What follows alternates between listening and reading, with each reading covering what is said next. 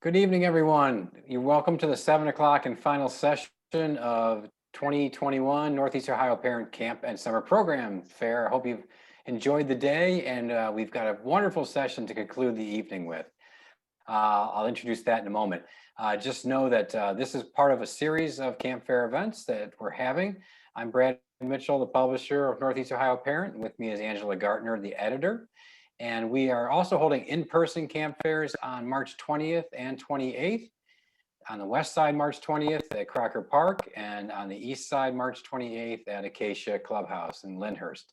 You can meet camp representatives like the two gentlemen we have here from University School and from Falcon Camp, and a host of other camps where you can talk to people in person with proper safety protocol in place. Or we have a drive-through option where you can swing by and just pick up a bag of goodies. So check out our website at northeastohioparent.com to learn more. As I mentioned, Angela Gardner is going to introduce our guests for tonight, and feel free to type in any questions into the chat area, and we'll have time for that at the end. Angela?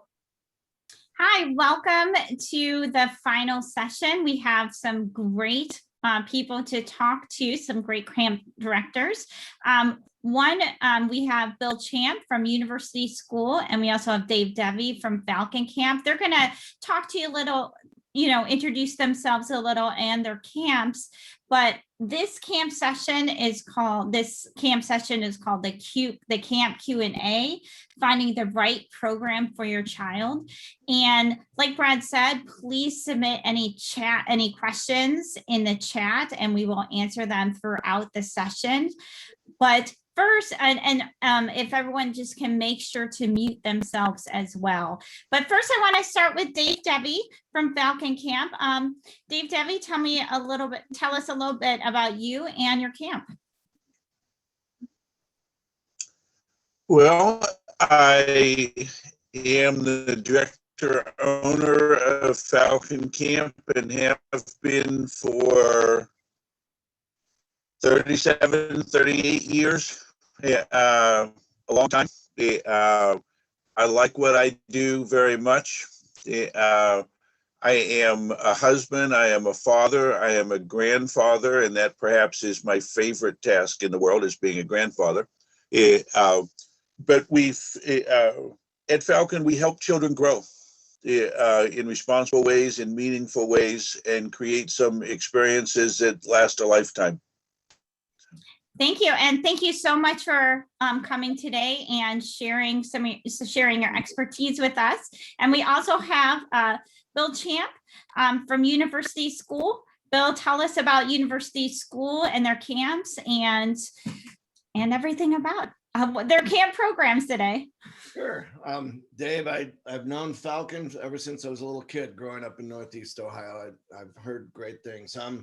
So at University School, we have a plethora of summer programs. We've grown our offerings considerably in the last few years. I've been a long-time educator. I've been a teacher for just about 30 years.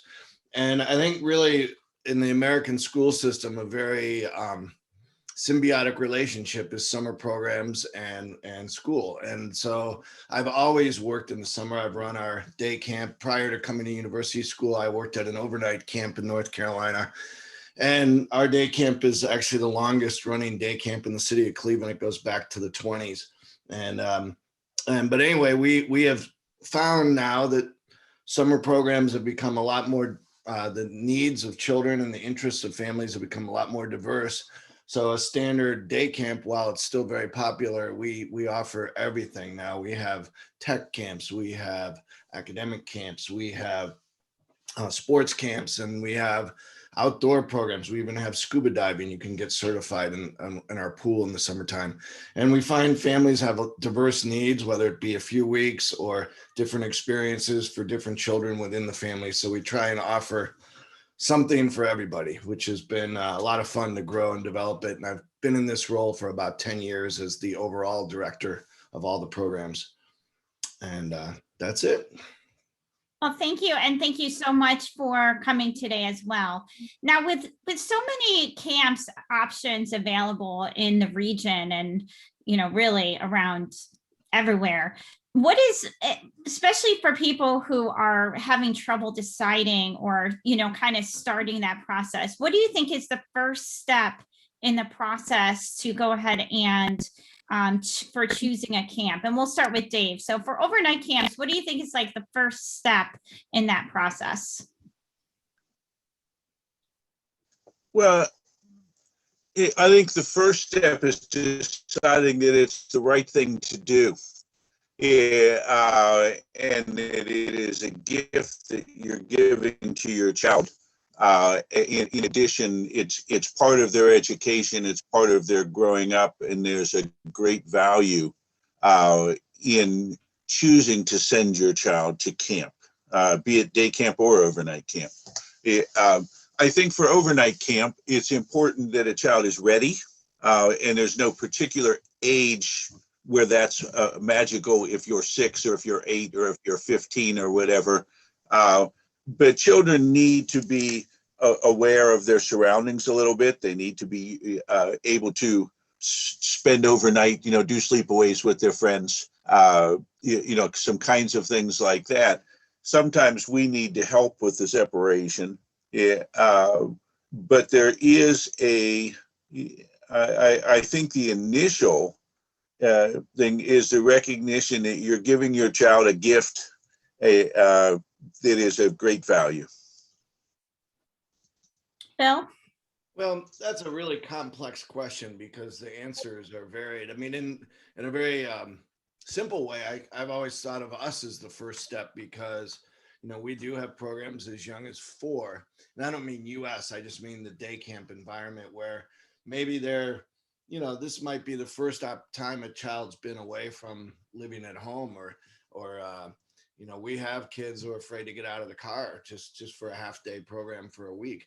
And so there's that unknown. And so, but and then I think as they get older and progress through the programs, then maybe they start thinking about an overnight camp. And that's, but truthfully, a lot of us as camp people remember our summers as the greatest times of our lives, but we forget about that first step. And that wasn't always so easy. And I think that's really the key for parents to sort of identify what their kids like to do. We'll probably get into this topic a little more later. I think sometimes kids want to travel in a pack, come with their friends. And I think that might be an important thing for a lot of young kids who need that comfort. But I actually think sometimes the beauty of camp is stepping out of their comfort zone and meeting new friends. So that's a fine line to navigate. I think similarly, their interests. I mean, we have a camp for everybody now. Again, not just me, every camp in the area. And I think you do want to identify what you don't like. Kids who aren't ready to be at a sports camp and don't want to be at a sports camp aren't going to have fun at a sports camp. On the flip side, I always encourage families to continue to keep on that edge of the comfort zone, because that's truly what is beautiful about the summer camp experience. It's about meeting new friends. It's about trying new things. As we said earlier, once you get into the school process, really every fall feels the same, every winter feels the same, every spring, and you're really with the same group of kids, even if the grade level is a little more challenging. But in the summer, you're stepping off a bus, maybe in a place and maybe even another in Canada or Southern Ohio where you've never been before, and you may not know too many people. So that is, I think, a critical experience for kids to have as they are broadening their horizons and becoming more resilient. And Bill, I'll send this to you first. What questions, I don't want to talk COVID, but that's a reality. But I also want to talk to the experience of the normal camp experience for parents when they're choosing a camp. So with COVID, but also in mind that, parents are still, this is a lot of parents who are still going to camp for the first time. What do you suggest that parents should be asking camp directors? What do you think they should be asking camp directors about going to camp this season? Well, I think it's no different than what you should ask about anything. You want to ask about safety protocols. I remember last summer we used to drive by a camp on my way, and this was in the height of COVID, and it was a sort of a small thrown together thing, and there were 40 kids bunched at the drop-off zone, and I was, we sort of called it the COVID camp, but but anyway, we all are thinking a lot about this. I suspect every camp in the area has getting these questions. I'm certainly getting a lot of them. That's probably the number one question I'm getting. And, the challenge is, as we say in COVID, close your eyes and wait a week and the answer to the questions will be different. Nobody knows. We hope it's opening up. It sure looks like it is, but we're still planning for everything. We've been very lucky at US that we had in-person school this whole year. So we really got to learn about what works, what doesn't, and very clearly 6 feet social distancing, wearing masks, and cleaning up after children are in specific areas. We've had 0 cases of transmission at US from, starting with our summer programs last summer. From, even though we've had COVID cases come into the school, not one has contact traced back to another student. So that's really given us a lot of confidence. We've had to rethink of things, maybe the pool looks different, or maybe the pool doesn't happen at all. Lunch is going to look very different. Drop off, we're not going to have morning assemblies like we used to. But we also really feel like we can offer almost as good a program, if not as good a program, just with different protocols and have that confidence. So I would definitely, and this is the questions I'm getting asked, people are asking, are we wearing masks? And one thing I always say is we will follow, and I think this is important for every camp, and I'm sure they're all doing it, follow the CDC and local health department guidelines. And if you do that, they're usually pretty careful. So, but it can be done. You can do everything and do it safely if you really spend some time thinking about cleaning and sterilizing, washing hands, and all that stuff. Dave, what do you think? What should parents should be asking camp directors for this camp season? Well, I think Phil covered a large amount of it, and I don't want to repeat everything, but we're all studying, we are all listening to experts, we're all going to follow state regulations and CDC guidelines.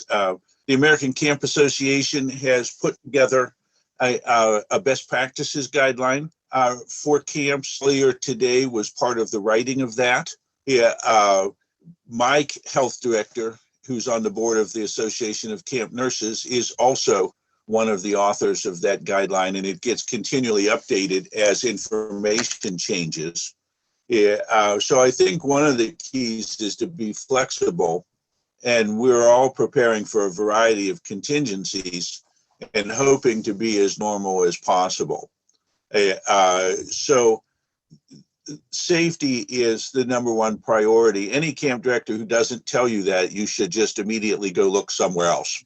That safety is the top priority for all of us. But beyond that, because we're all working on that and we're all working towards having a safe environment, we did not open last summer because we didn't feel that we could do that well.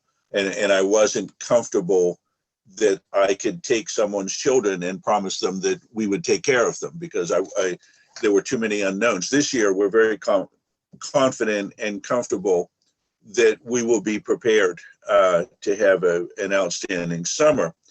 But I think there also are other kinds of questions that parents need to ask beyond the COVID, because they're going to be asking everyone about COVID. But I do think it's important to understand the rules of the camp. What are the backgrounds of the people who work there? What are the staff camper ratios? What are your discipline policies? What are your choices in terms of activities? How does a typical day work? What do you do in terms of meals? What kind of food do you eat? Do you have choices? Lots of different kinds of questions beyond the COVID, because we're all asking about COVID. That's the number one. But you need to understand what kind of camp you're getting into and be comfortable with the answers that you're getting. If you want to play tennis every day, you don't want to be looking at camps that tennis isn't one of the main activities. I mean, there are some simple steps, but there are important things like like staff camper ratios, where do we sleep? What are the bathroom facilities? What are your emergency procedures? Do you have a nurse in residence, nurse or a doctor? What are your what do you do in the case of an emergency? There are those kinds of questions. What are your communication policies? And they're going to differ lots of them are going to be the same. But there are some things that are going to differ from camp to camp. And it's really, as a parent, you need to know those things, ask those things, and be comfortable with the answers. And I think that's important beyond COVID. We're all getting prepared for what for the COVID situation. And I'm going to ask it. Oh, go ahead, Bill. I think Dave hit on a lot of really good stuff, and I just want to add or more emphasize. I think the issue of staff ratio and age of counselors is probably when we all have had experiences where kids have come from other places to our program and told us, well, we left that program because of A, B, and C. And the usual thing I hear is the counselors were too young and they weren't experienced enough and there weren't enough of them. And so there was teasing, and I don't like the word bullying. I think it gets overused, but still teasing isn't a lot of fun. And there were things going on because the counselors weren't experienced enough. And I find that the staff ratio and the age of the counselors working with the kids tend to be the key to a really good experience for the kids. Well, and I want to ask you guys this. Oh, go ahead. Dave, did you have something? No, I'm just agreeing. I'm agreeing with, and the training that goes into the staff. That's the other part of it. How do your staff get trained? And one of the other, even adding on to that, is who supervises your staff? What are their backgrounds? Who are your top staff people? Who are the admin people? Who's looking after the staff who are supervising your child? And an important one in making sure that your child is going to be safe and healthy and put in a position to have a great time. The other part of that is that the child has to help be a part of a great time. But what part of our job, whether it's the day camp, overnight camp, part of our job is to create the environment for the child to succeed. And that in staff training, staff supervision, ratios, and that have a huge amount to do with that success and that environment, creation of that kind of environment. And I mean, this could be for actually both camps, but okay. So say if, your child has multiple interests, and, for day camps, there's so many different programs, like there's sports, there's academics, there's everything. Like, how do you narrow that down? And even for overnight camps, there's so many things to do. So, that might be it might be overwhelming. Like, there's so much to do. So, how do you help kids either, focus on, maybe narrowing it down to one interest, or for overnight camps, and Dave can also correct me if I'm wrong. He can show me how beneficial it is to have all these things going on at the overnight camps. So why don't we start with Bill and then we'll go to Dave. Okay, well, again, I always feel like I'm answering it both ways.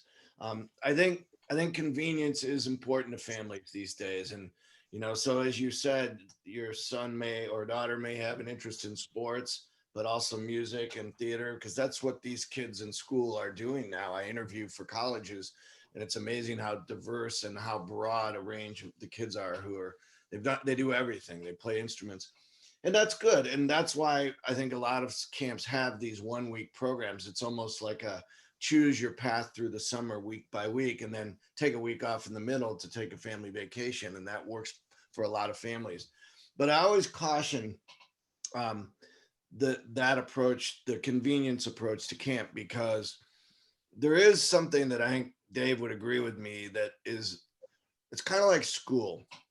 You probably don't remember the content of your junior year history class or your 8th grade social studies class or math class, but you remember your teacher and you remember the kids who you sat with and you remember the experiences you had. And I think camp's a lot like that. You know, whatever it is they're doing, whether it's, you know, cello camp or math camp or soccer camp, they're probably going to remember the experience of being out there with the coach and the other kids. And so that really, I would look at that very carefully. And, you know, as I said to Angela and Brad earlier, I have a picture behind me that I found a few years ago, and it's actually me in my camp experience. And I was 6 years old in that picture, and it was actually US day camp, but I'm not necessarily trying to say. But one thing about that camp is it was a 6-week camp, and you know, you can only sign up for 6 weeks, and you know, you're in for the summer. And I think that scares a lot of families and kids these days. Will they get bored? Will they, you know, what about the family vacation we're taking in the middle of it? And I would go to say, you know, my favorite story that I tell anybody about my job as a camp person is that I can name everybody in that picture. And that was, I won't tell you how many years ago, but it was greater than 40. And I literally, I don't think I could name my 5th grade homeroom, every kid in that. And I don't think I could name even my senior class, half of them, but I couldn't name every kid in the photo in 6th grade. It's because we spent the whole summer together. We probably had a lot of great experiences, and some of them I'm still friends with. So I think when you're looking at why you do camp, it isn't necessarily to get better at soccer, although that does happen at some camps. It's kind of what you're doing as a human being, and how you're growing. And it's that relationship building that's most important. No, absolutely.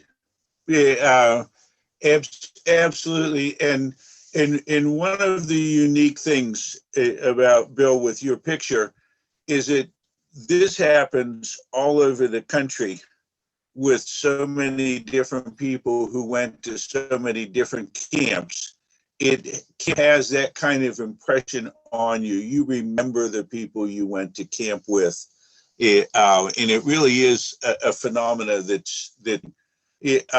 I do think that at whether it's overnight camp or day camp, one of the things at Falcon, when we survey our campers, what do you like most about camp? What brings you back to camp? The number one choice is we get to pick what we do. We get to choose our activities.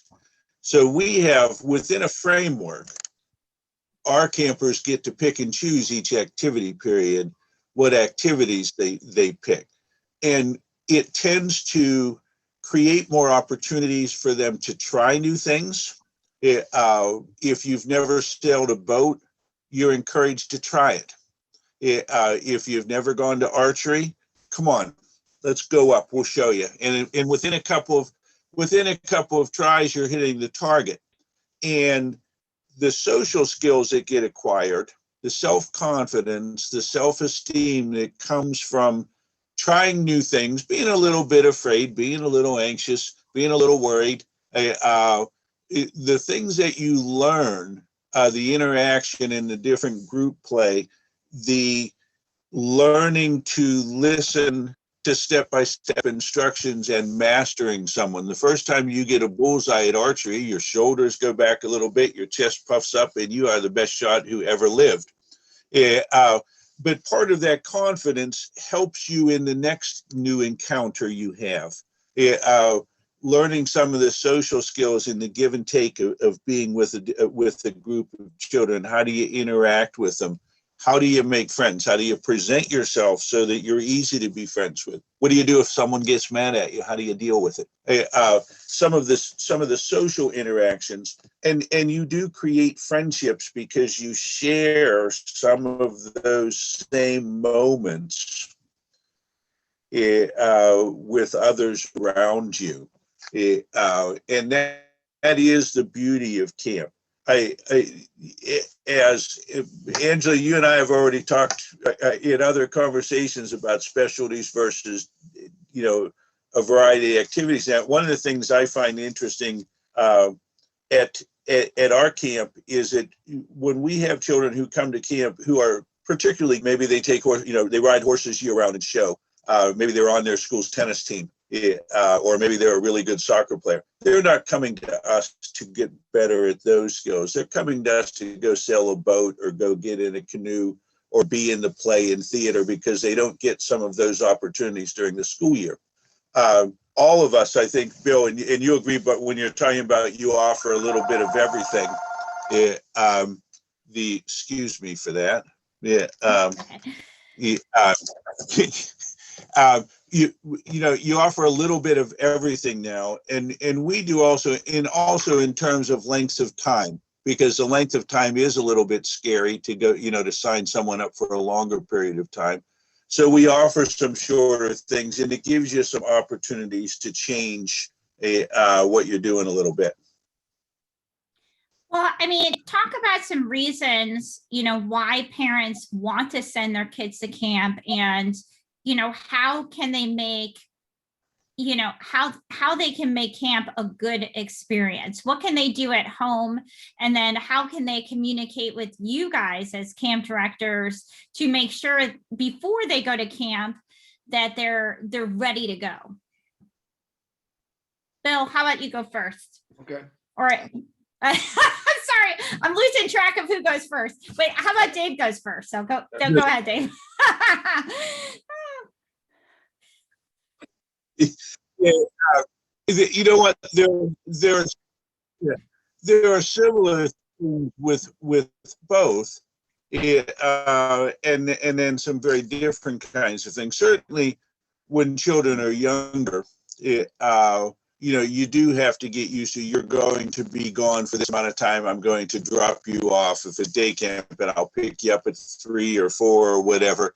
With overnight camp, you're talking about a little bit longer term kinds of things, but parents can encourage their children by being positive about things. If you're stressed about, oh my gosh, I'm going to miss you so much while you're gone, well, your child's going to feel the same way and going to show the. It's important to be positive. I'm going to miss you, but I know you're going to be having so much fun.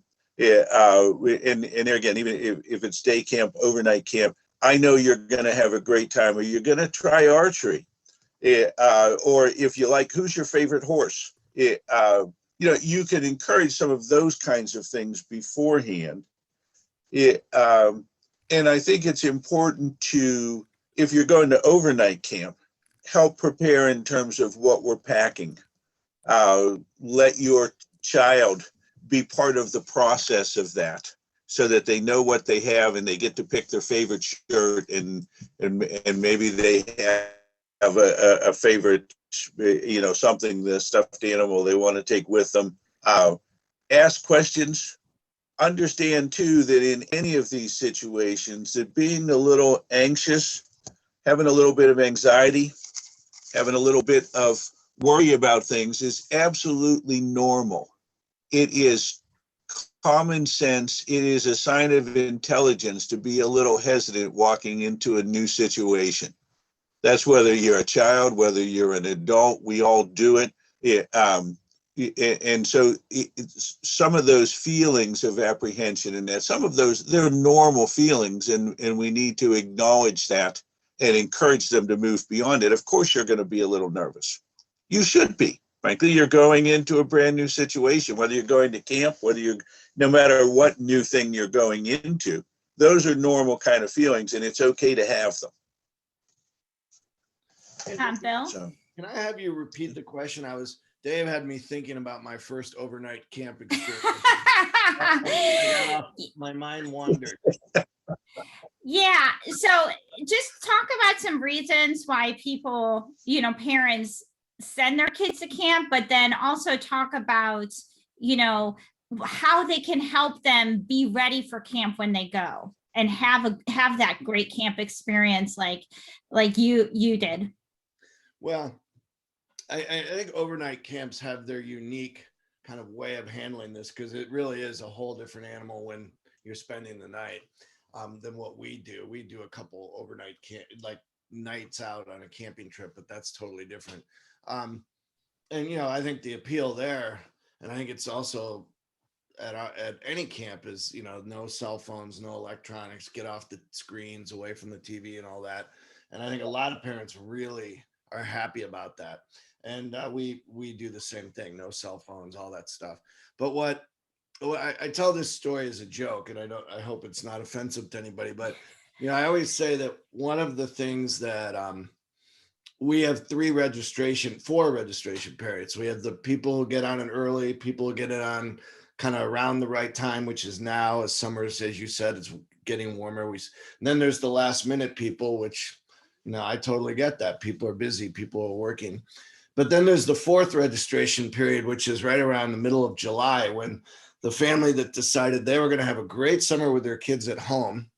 And they started off for 4 weeks of really great activities. And by about July 5th, they're like, we got to get them to camp. We got to get out of here, And I think that's always funny, because it's a very noble cause to want to have, because in the school year, your kids are at school. And I have little kids, even though I'm an old geezer, I actually have a 6, 8, and 10-year-old. So I'm right in the middle of all this. And the thing I think about all the time with my own kids is, can I at home provide them with archery or with a swimming pool? Or even if I take them to a swimming pool, are they going from that to sailing and then water skiing, or, tennis, or a group of 20 kids to play soccer with? You just can't reproduce that at home. You don't have the equipment, you don't have the people. And I think that's why camps are great. And then not only that, you have people who are working with the kids who are trained to work with kids. So they know how to make sure they know when a kid's having a bad time. I always say to my counselors, you're not here to win. You're here to make them feel good about themselves. So if they challenge you, sometimes you let them win, let them feel good about themselves. But so, I think that's a huge reason you should choose camps, because you really can't recreate that experience anywhere else. And that alone is why summer programs, I think, are worth doing. As far as getting them ready, boy, I said it earlier, that trade-off between wanting them a tad bit out of their comfort zone, because if you read about all the issues with the millennials and the new generations of the kids, and you're hearing a lot of buzzwords like problem solving and resiliency, and these skills they need to be successful for a job that they say won't even exist yet. What do they say? 80% of the jobs our kindergartners are going to have don't exist yet. So what are we really trying to teach them? You're trying to teach them these incredibly powerful skills of resiliency, of grit. Grit's a big buzzword in education, of problem solving. And if you need to have them solve problems, and that's where the little bit of tension with the lack of comfort, even if it's as simple as a 4-year-old getting out of the car without his parent having to help him or make him, and so I always caution, pick their interest. Certainly if having a few friends with them will make them more comfortable going to camp, great. But don't be afraid to try new things, which I think is what Dave was saying. And that's one thing. Oh, go ahead. I was going to say, if I can build on what Bill was saying, for a second too, one of the other aspects of it, with the social skills and with the values and the resilience and things that you learn, is camp tends to be an echo of parents, where we're telling children the same thing, but they're hearing it with a different voice in a different way. We know the right way to do things and the wrong way to do things. Without fail, I have parents who call me in the fall with someone, my son cleared the table at dinner tonight and I didn't ask him. What did you do to him at camp?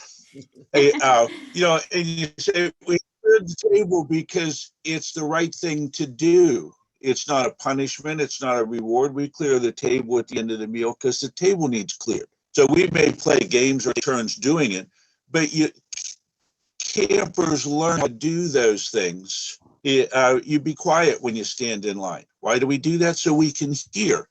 Moms might tell that to their children till they're blue in the face, and the camp counselor walk by and tell the group of kids, and they'll all line up and be quiet. You say, well, how did they do that? Well, they're echoing parental wants and needs, but the kids are hearing it from a different voice. Yeah, and it just sinks in a little bit. It just gives you almost some extra support as children grow. They're hearing the same things, but they're listening. And I wanted to touch on a little bit, Bill brought this up, the friends, but also how does siblings and friends kind of factor into the decision-making of parents to send their kids to camp? As far as is it something where, what if one sibling doesn't want to go? Or what if they don't want to go up without their friends? Like, how does those kind of, again, the siblings and the friends factor into that decision-making, and how can parents kind of navigate that? Bill, why don't you go first? Well, I think that's not, I don't have a long-winded answer, probably everyone's relieved, but I think, I think that's where the convenience comes in. And you have to be prepared to provide both.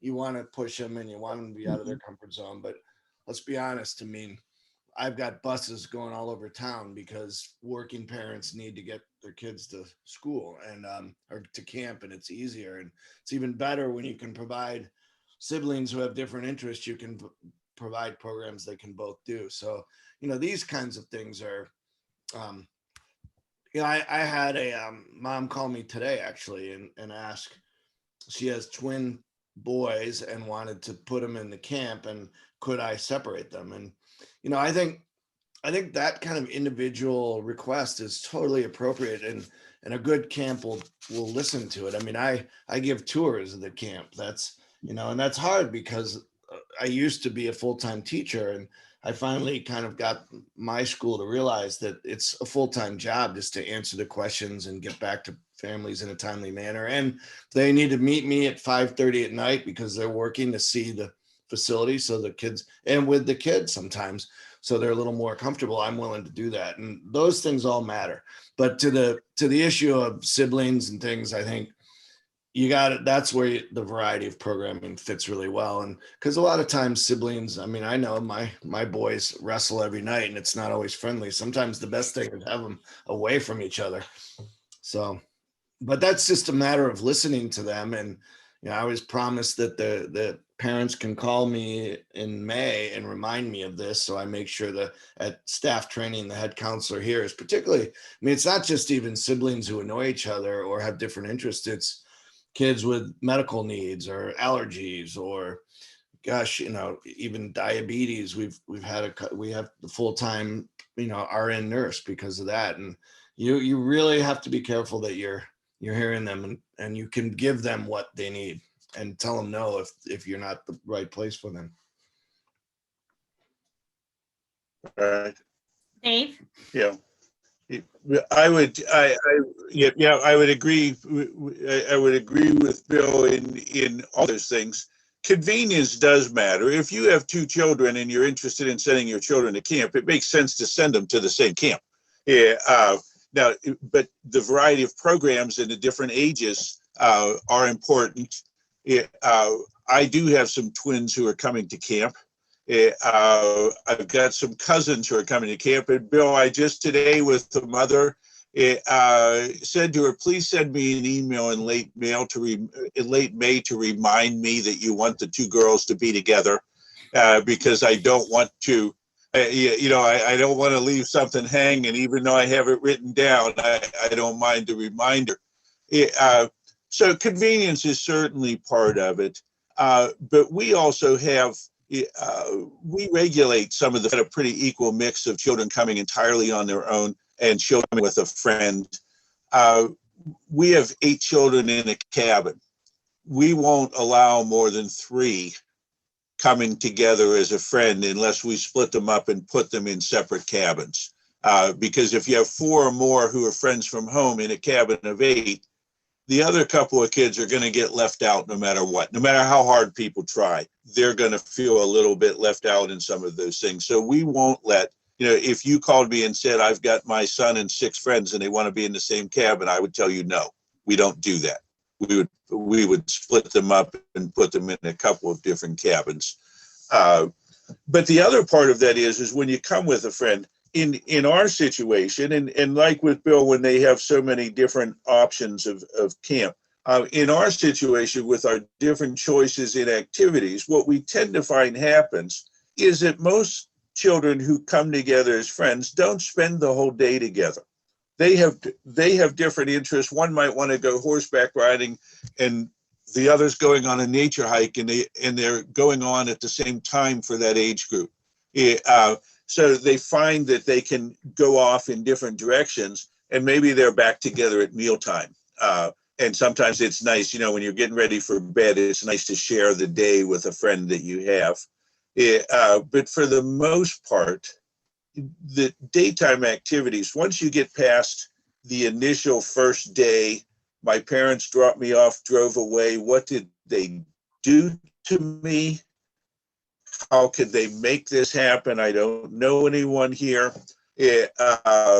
Once you get past that initial couple hours, whether you came to camp with a friend or not is really not very important in the long run of things. You make friends, you create new opportunities.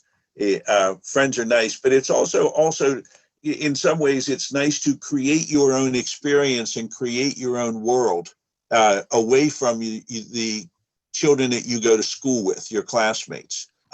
There's nothing worse than saying, you're together with, you've got a new group of friends, you're all sitting there, you're having fun, and then one of your buddies from school says, yeah, ha, ha, ha, and remember in kindergarten when you threw up on the teacher's shoes. And all of a sudden there's an embarrassing moment out of the past that you were hoping no one would ever think of again.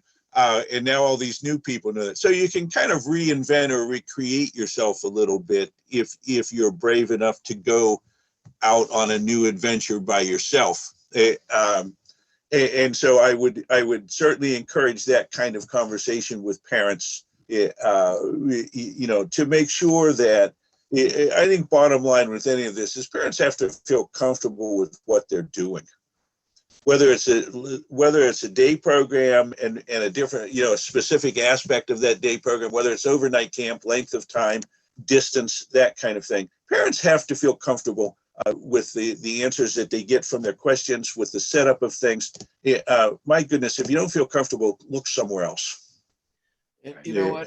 I would love to jump in and just add something to that, because I think that sometimes the discomfort with camps is not a kid issue, it's a parent issue. Parents have protected their kids to the point they themselves are part of their kids' success, and we all know that doesn't work. One of the lines, that expression of the whole, the new parent, the helicopter parent, I guess that's a little older, but a teacher at our school used to always use this line: we don't want the parent to pave the road for the kid, we want the kid to pave the road for himself. And but a quick funny story is I went to a camp in Canada when I was a young guy, and I was the only one there. I didn't know anybody, and my best friend from that camp was a guy named John Kissinger. Now that I'm a student of history, and it's one of my loves and passions, he was Henry Kissinger's son, for those of you who know the oldsters. So the new friendship thing Dave's talking about is really important. And another thing I would say is beware of I have lots of 1 week camps, and I get it, but I never forget a story that happened.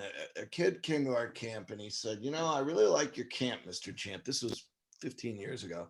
And I've just never forgotten the story. And I said, why? He said, well, the counselors all know my name. He said, the camp I went to before, and I know it's a camp that takes new kids every week. They just called me the kid with a green shirt.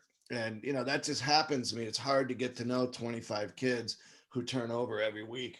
So you're just not going to get that relationship that Dave's talking about that comes with a little bit longer tenure. So don't be afraid of that stuff.